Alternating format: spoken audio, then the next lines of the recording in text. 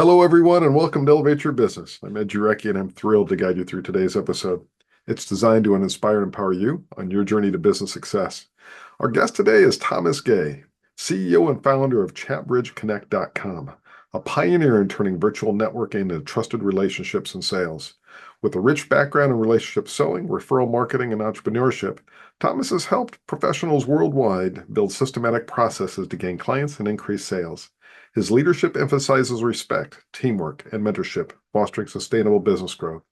Stay tuned as we dive deeper into Thomas's innovative strategies and insights. As Tom joins us on the show, he'll shed light on what success means to him personally and how his definition has evolved over time, as well as one or two of his top challenges and the lessons learned associated with them. And finally, we'll explore how Tom has leveraged innovation in his business and other work to overcome challenges and achieve his goals. So let's welcome Tom Gay to the show. Tom, it's wonderful to see you again. How are you doing? Oh, Ed, so great to be with you. Thank you for the warm introduction and the invitation to be here with your community.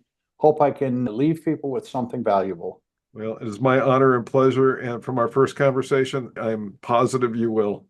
To Mhm. start with, would you share a little bit more about yourself and your business? First, I'm a serial entrepreneur, always technology. Now we have some fancy words. We call it marketing technology, but started my first company in 1979. And the current company that I started was about a year and a half ago, number seven. And I started it at age 77. So I just have this bug in me. I see a problem and I say, well, if enough people have that problem, we have a market possibly. And is there a solution that brings an efficient way to get to the answers for that problem? And every one of those has been the start of a successful endeavor. Some were small companies that became stable and valuable, and some turned into pretty sizable ones. Outstanding. But in any event, a New England boy grew up. Dad was an entrepreneur, learned from him that you can do and you always can do, and lots of mentors along the way. And I'm just the privilege of having the opportunity to stand on the shoulders of some pretty great people over the years. Outstanding. So, how do you define success today? Oh gosh, there's so many nuances to what success could be. First of all, I think it starts with what your personal reason for being is, your purpose statement or your why statement or your vision and your values. If you take the time to dig in and uncover what that is, there's a couple things that I say come out of that. Number one is you always have an ability to ask if what you're doing is true north towards fulfilling that purpose, your passion, your reason for being. True north is the direction you want to be heading in. And then I'm also a person of faith, and I believe that when I follow the pathway for which I've been engineered or designed, I put a smile on the face of the designer. And what more could one want than to make the reason that you exist put the smile on the face of the person who brought you to this world? Yeah. So those are my purposes. Success changes day to day, company to company, but it's always got a destination, always got a purpose. How has that definition changed over the course of your entrepreneurship endeavors? I think the change is really more a case of maturation and coming to recognize what it is. You know, when you're a lot younger than I, your whole world is your apple. And you're essentially looking for where to go, where to pursue, what to do. And I believe as you get more experience and more perspective, it comes into focus. Clarity comes. You may have 2200 vision of it at 35, but at 65, if you've taken the time to learn what it is you're wired for, that vision becomes 2020. So the change is really understanding yourself and understanding the value that you bring and the value that you bring to people specifically. So it's caused me to focus, to fly closer to the ground, if you will, where that's clear, where that objective can be attained. And so that's really how it's changed. You know, it's not money, it's not business success as someone might put into a book or into a lecture.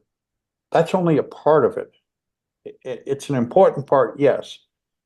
but it's not the reason for being. It's not where success is wrapped up. In my case, success is the thousands of people who I know who care for what I am and who I am and what I brought to our relationship. Success is the people whose lives I've changed because I tried to bring something valuable to them, tried to change their fortunes or their directions. Success is an organization that I started and ended up with hundreds of teammates. By the way, I use the word teammate. I don't like the word employee. Teammates who, let's say 40 years after selling my first company, we still gather in a team reunion every 4 or 5 years, and a couple hundred people show up from all over the world just to celebrate what we built and who they are and what they've become. That is absolutely outstanding. And of course, these journeys are never easy. There's always challenges to overcome. What are one of those two key challenges and the lessons learned to pass along to our audience? Oh gosh, there are lots of challenges. I think the number one challenge is always making sure the team is unified and moving in the same direction. I had a gentleman who was quite a wise man who said, as the founder, CEO, leader, everything rests on you. And you have one job, three pieces. Number one is you have the responsibility to call the game. So here's the game we're in, sort of like Vince Lombardi. This is a football. Number two is you have the responsibility to staff to win. In a game, it's about winning. In a company, it's about winning too, which means fulfilling its purpose. And then number three is the game as it's in play, you have to be on or near the field, depending upon what analogy you use, and adapt to the conditions that are going on. And it's good for me to use a football analogy because as you're moving down the playing field, all 11 players on your team represent the staff to win. They're specialists in their assignment. They're responsible to be in a certain place when the ball is coming their way or when something is occurring. And when you get the team to work as a team, then together you go over the goal line. So the challenges are obviously choosing the right game, finding the right team and motivating them to work together, and then encounter what is going on the playing field to move towards that goal line where the points get brought to the board. So know your passion, follow your passion, build the right team around you, the right support structure around you, and then work together to accomplish your vision, your mission, your goals. Yeah, and I've taken kind of a unique, I won't say contrarian position, but it's a unique position. From the beginning, every company I start, I commit to building it to sell. Okay, now, I don't advocate that that's the best way for everyone. It's the best way for me. And the reason I frame it that way is if you build it to sell, then you're going to be responsible for building it better, building it in such a way as it stands the test of other people who might be interested in it. Doesn't mean you will sell it. You may love it and live it your entire career. But if it's built to sell, then it's going to be good for everyone who are on the journey with you. So I always build them to sell. And the other thing that I've always done is I've always made every person on the team part of the winning if we win. Right. Carrying everyone over the goal line together so that if we do sell and there's a wonderful day when we get paid for what we've built, everyone's going to get something that comes out of the efforts that they provided. I love that. That very much aligns with my own philosophy of creating a culture that delivers win-win-win outcomes, win for the customer, win for the business, and win for all of the people that make that success happen. So I love that. So, yeah, exactly. So when it comes to innovation, the world's changed quite a bit. How have you leveraged innovation? How do you leverage innovation in order to drive business and business success? Well, I always hear the hoofbeats behind me coming after me. Okay. And that's a figure of speech, but there's some reality to that. If you don't work to obsolete yourself, you are going to be made obsolete. It's just the way it is. The velocity of change is so rapid in our markets today that what you think is a breakthrough or a breakaway ends up being behind the pack at the rate that things are changing. So if you start with that thought in mind, then you have to ask yourself, well, what is going on that I need to work on and innovate to bring into whatever it is I deliver so that it is both valuable, not too far ahead of my audience, and yet provides a margin of uniqueness or differentiation. For example, I have a tool, you mentioned it at the start, ChatBridge, chatbridgeconnect.com. It was built to solve a problem. The problem is, was, and still is, I go to a Zoom networking meeting, which proliferated during COVID. I download a saved chat. I'm left with a difficult to use .text file that I'll likely never open because it's unreadable to find the people I should be following up with. So the opportunities lie untapped inside of that saved chat file. Well, a gent with 25,000 LinkedIn connections that I've known for years came to me and said, Tom, can you fix this? I go to all these networking meetings and I get nothing out of it because it's so hard. I said, let me take a look. Well, in about 3 months, we had a product that solved that challenge nicely, the first of its kind. Here, a year later, the only one of its kind. And yet, I'm not comfortable sitting there because some smart 30-year-old is building a little AI tool somewhere that's going to do something that may be even better. So what do I do? Well, I have a seat at the table for what solution we bring. I'm bringing AI tools into it that if Ed comes up in a networking meeting and I want to follow up with Ed, and he shares his email address and maybe his website or LinkedIn page, my AI tools will go out and find out information about Ed so that when I talk to him, I can talk about the things that are going on in his world that are important to him that become the bridge to the relationship. So I try to make the innovation serve the next step of need of the client. So it creates a better solution and temporarily, I'll say, a barrier to some other bright idea. And There you seems see, to be really two parts to what you're saying there. And this actually aligns with feedback that I would give anybody and is actually permeating the world. Continuous learning needs to be part of everybody's journey. And the second part of that is that need to constantly work to reinvent because the world is changing at a faster and faster pace every day. And so, in some ways, these things seem to be in conflict with one another because one's talking about small incremental changes every day, and the other is be wary because something you've got today could easily be disrupted. So, what are you doing to make sure that you stay ahead of that pack? Or you're able to extend another new or modified product or service to take the place of whatever somebody else may come along and displace for you. yeah, that's excellent. And I'll add a couple of threads to it because, I mean, here I am in a later season of my life career, and an innovator. Now, I know I can sit down with a 30-year-old and have my mind boggled at some of the creations that they have that are in near areas, not exact areas, but near areas that I am. And if I sat back and scratched my head, I can say, well, based on what they've done, it could be lights out because of their innovation. However, you always have to add these howevers.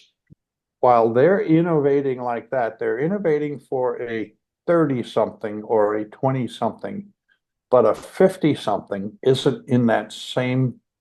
You have to make your solution fit the understanding, the lifestyle, the practices, experience of the marketplace that you're seeking to serve. And all those people showing up on Zoom networking meetings are of a generation that is more closely aligned to the 40 plus age group than the 20 to 40 age group. So I speak to a distinction that the under 40 age groups don't understand. I know some of your viewers here will.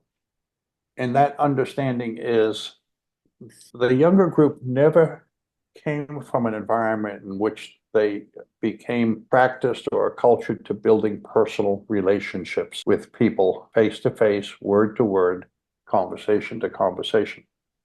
It's always been app enhanced by these things and expected to be, if it's in the norm, it's in one of these things.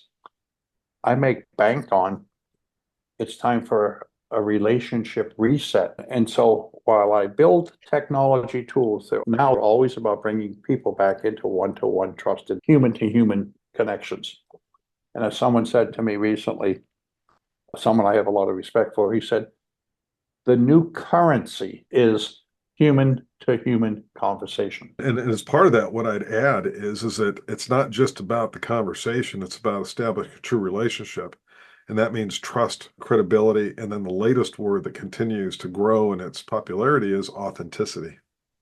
Yeah, absolutely. You know, so many people show up in your digital media looking to simply sell their stuff as opposed to know who you are, have established trust, built a framework around the things you share in common, create authenticity, and open up the doorway to problem solving, to discovering needs, which is start of problem solving, and then aligning needs with whatever it is that you might do to help solve that need. Outstanding. Yeah. So as a final takeaway for our audience, if there was one thing that you would share with them and you said you really must consider this as part of your life and business journey, what would that be? Well, you know, there's so many places I could drop something in on this, but it's all going to go back to relationships.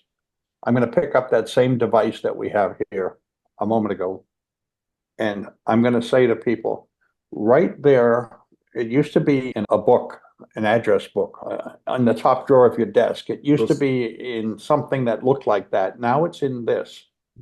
Right here, already inside of that device, your digital Rolodex, are dozens and dozens of people who, if you spent a few moments going through that directory, your address book, and asking the question, should I reach out to Charlie and just get back in touch?